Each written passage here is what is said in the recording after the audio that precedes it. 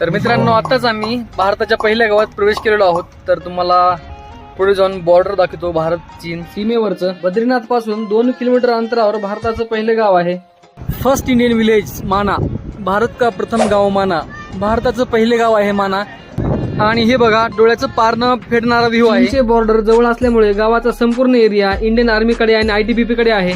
तर मित्रांनो आज आलेलो आहे मी भारताच्या पहिल्या गावाचं नाव माना गावाचं आहे. पोटात कावळे ओरडत होते म्हणून मी हॉटेलवर आलो आणि मित्राला विचारलो काय आहे खायला. त्याने म्हणले पकोडा आणि अशा प्रकारे मला सर्व केलं.